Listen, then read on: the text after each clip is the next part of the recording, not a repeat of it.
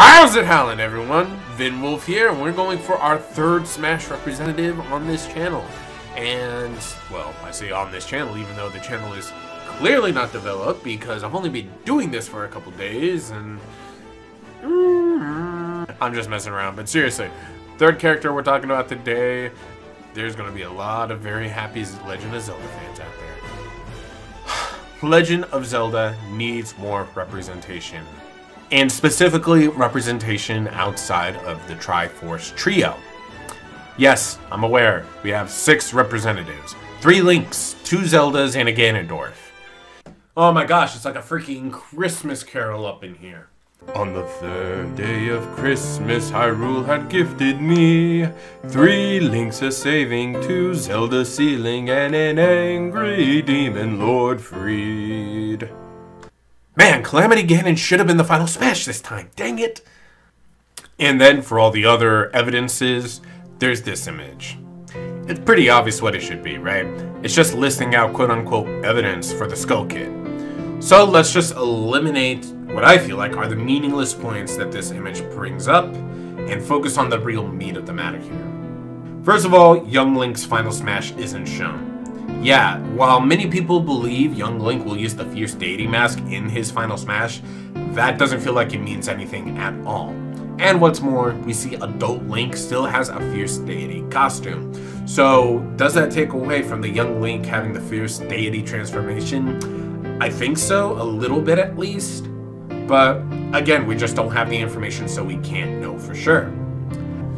Also, you'll notice right under the Young Link Final Smash thing, it says MIA despite other characters with dedicated fan bases like Ashley and Waluigi already being disconfirmed. This doesn't mean jack. I'm sorry, but being MIA just means we have no information. Other characters being confirmed or disconfirmed is really meaningless here. This also applies for the Mii costumes bit as well. It's in the bottom left corner if you're following along. Many of the newcomers were originally Mii costumes alongside Skull Kid. But there have been some Mii costumes that have been deconfirmed, like Ashley, Zero, and Knuckles. Again, lack of information does not mean one way or another. Yes, some characters have been deconfirmed, like Waluigi, and Ashley, and Knuckles, and Zero, but that doesn't mean Skull Kid is confirmed, but it also doesn't mean he's disconfirmed. That's evidence that could go either way, we just don't know. Under the MIA, we have the LOZ-18, Laws 18, a leaker that correctly predicted the E3 showcase and the Direct, said one of the newcomers is heavily implied to be the Skull Kid.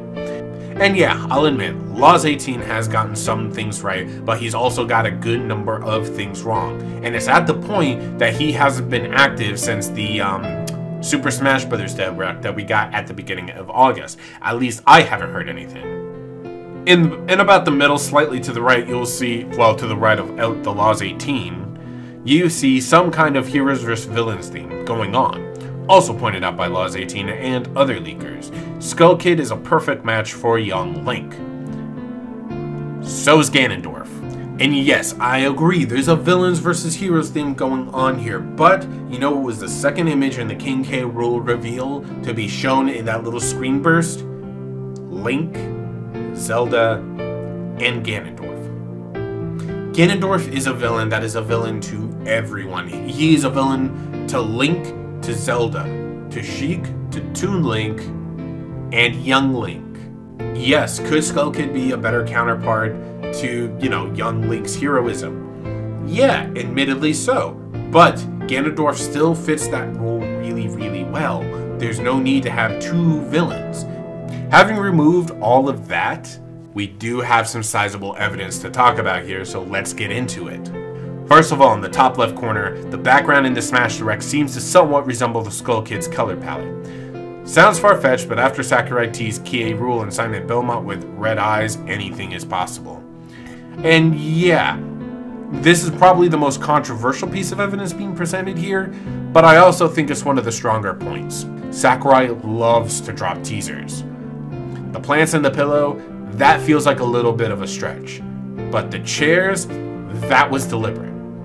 Office chairs come in so many different colors, and I have never seen office chairs, or even generic chairs, that were specifically purple and yellow. At least that dark purple, and that mustard yellow. That feels deliberate. There's a reason for that. Now, and I know people have said that that was to tease that Waluigi isn't an assist trophy, he's a real character, which that's a topic for a whole nother time I'm not doing today because that's not the point here.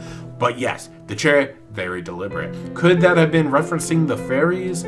Yeah, possibly. And yes, there were some things in the last Direct that definitely referenced King K. Rool when going in the Direct. Look at the office right here. Let me pull up that image and plaster that all over the screen.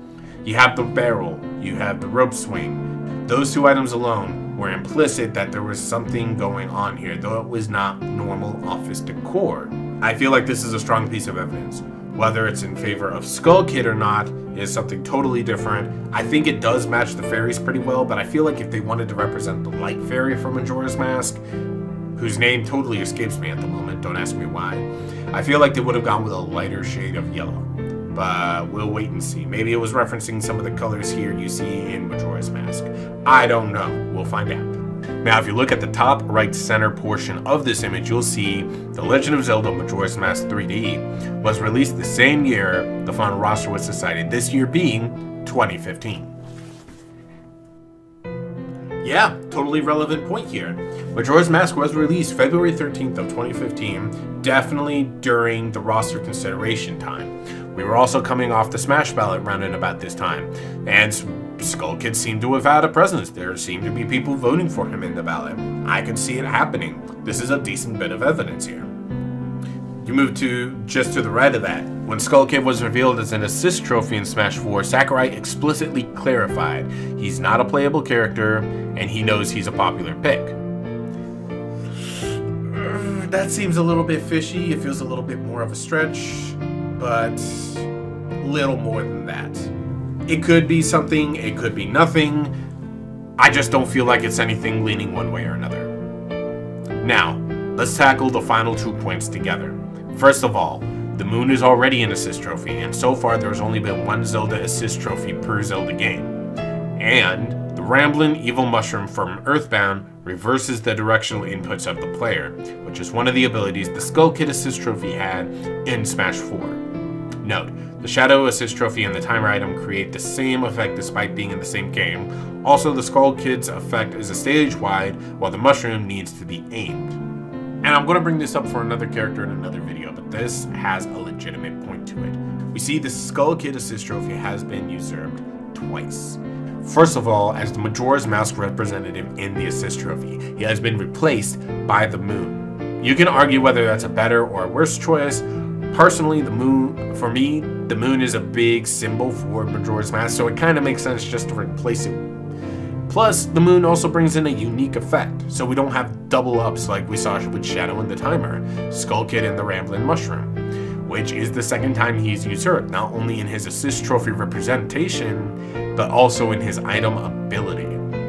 The Ramblin' Mushroom does pretty much the same thing the Skull Kid assist trophy did. He just reverses the effects of player buttons. So yeah, he's been usurped twice. These two things combined feel like the strongest point here. Plus the fact that Majora's Mask is probably one of the most iconic and recognized Legend of Zelda games out there. And you've got a very strong argument for Skull Kid making it into Smash.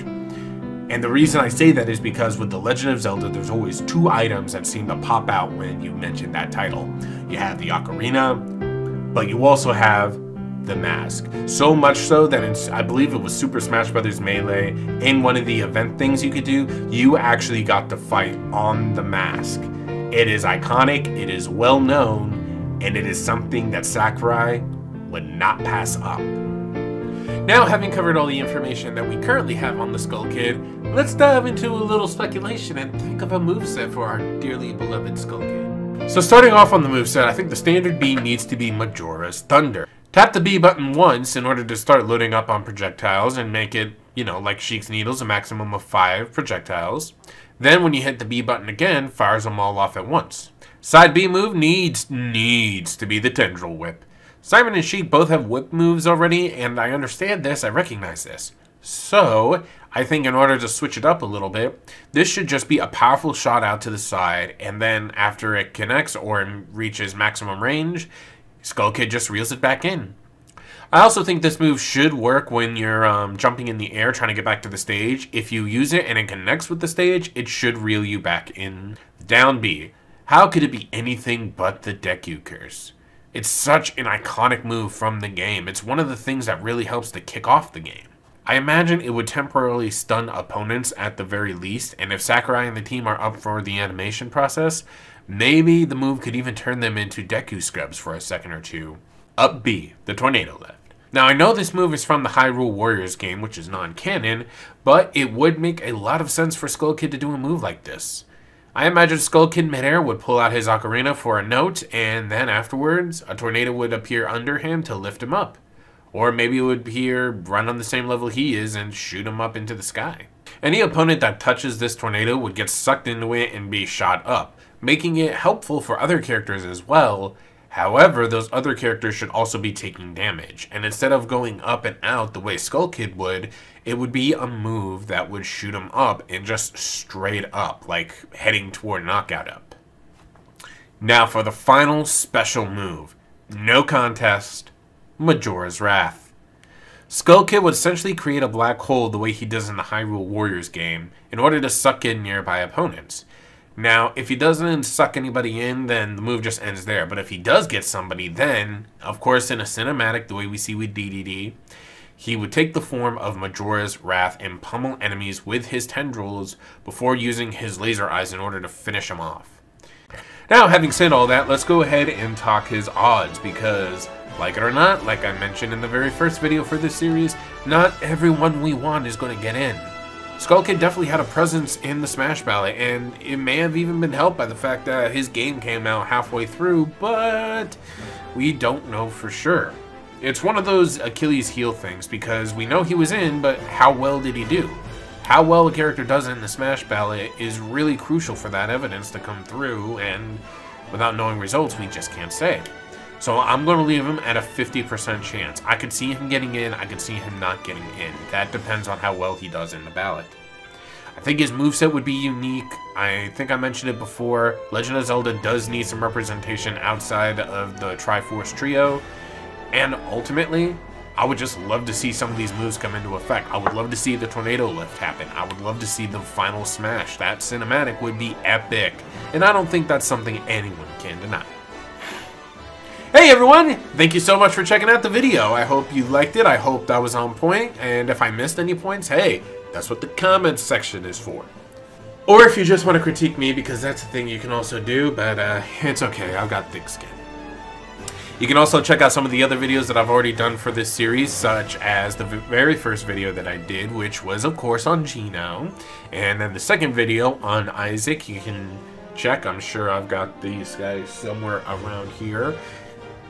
And maybe if I have other video topics already up on the channel, you should check those out too. I want to cover all kinds of things. I'm basically just overthinking everything that comes up in my Facebook feed. So, yeah. Anyway, I'll see you all in the next video, in the next analysis. But until then, stay blessed, everyone.